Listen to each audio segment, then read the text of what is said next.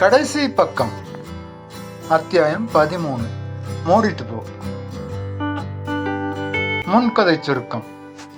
பீட்டரின் car repair ஆகிவிட விஷாலின் காரில் வின்சியின் குடும்பத்தோடு எட்வினை பார்க்க போகிறான் விஷால். சாரா பணமில்லாமல் தவிக்க விஷால் உதவுகிறான். அப்போது விஷாலின் அம்மா போன் செய்து வருண் இறந்த விஷயம் சொல்கிறாள். இனி மொட்டை மாடியில் கைப்பிடி சுவற்றில் அமர்ந்து போன் பேசும் சுவாரஸ்யத்தில் பின்னால் சாய்ந்து கீழே விழுந்து விடுகிறான் வருண். மீனாட்சி போன் செய்ததும் வேறு வழியே இல்லாமல் தன் காரை எடுத்துக்கொண்டு கிளம்புகிறான். இங்கே கோகுலம் மருத்துவமனையில் வின்சியின் குடும்பமும் சாராவின் குடும்பமும் கால் டாக்ஸி புக் செய்கிறார்கள். எட்வின் டிஸ்சார்ஜ் ஆனதில் சாரா மிகுந்த சந்தோஷத்தில் இருந்தாள். மடிப்பாக்கம் சாரா வீட்டுக்கு ஒரு காரும் அமைஞ்சிக்கரை வின்சி வீட்டுக்கு மற்றொரு காரும் புக் செய்தார்கள். காருக்காக காத்திருக்க சாராவின் கார் மட்டும் வருகிறது. வின்சியின் கார் வரவில்லை. அதற்கு பதிலாக போன் வந்தது. Hello mister Peter. Yes, we are calling from OLA. Due to unexpected reason, your booked car Madipakam to Aminjikarai is cancelled. We feel very sorry, sir. அதாவது எதிர்பாராத காரணத்தால் பீட்டர்ஸ் புக் செய்திருந்த கார் கேன்சல் ஆகிவிட்டதாம். இனிய குரலில் அவள் கொஞ்ச நாளும் அவளை திட்டத் தோன்றியது பீட்டருக்கு. ஆனால் இவள் வெறும் அம்பு.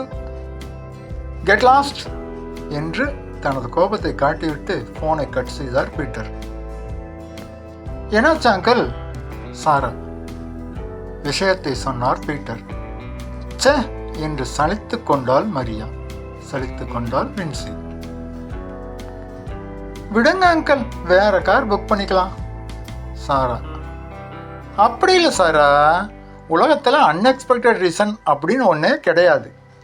அது என்ன அன்எக்ஸ்பெக்டட் ரீசன் அப்படின்னு கேட்டால், அன்எக்ஸ்பெக்டட் ரீசன் சார், எதிர்பாராத காரணம் அப்படின்னு நாம் சொன்னதை நமக்கே தமிழில் மொழிபெயர்த்து சொல்லுவாங்க. அது என்ன எதிர்பாராத காரணம்னு கேட்டால், தெரில சார், இங்கே அன்எக்ஸ்பெக்டட் ரீசன் அப்படின்னு மட்டும்தான் மென்ஷன் பண்ணியிருக்காங்க.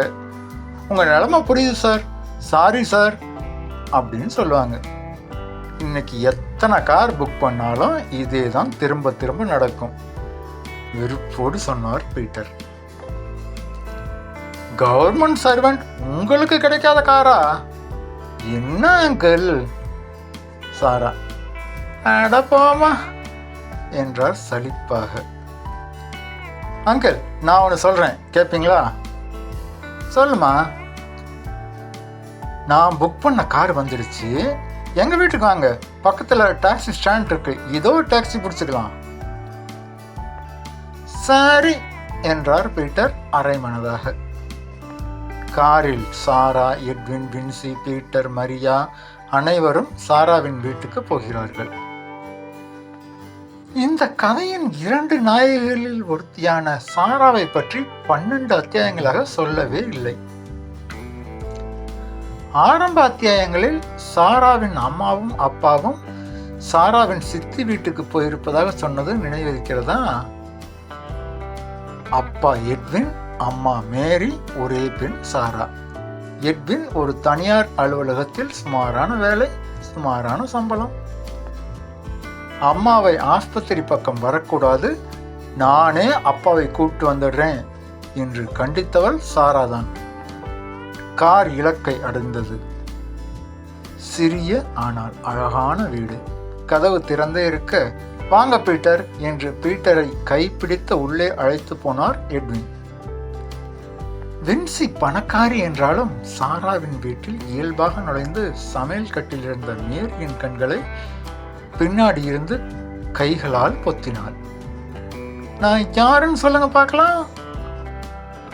திமிரி கையை விளக்க முயன்றாள் மேரி. அழுத்தமாக பிடித்தாள் வின்சி. செருப்பால் அடி பண்ணி நாயே, மூடிட்டு கையெடு என்று கோபப்பட்டாள் மேரி. தொடரும்.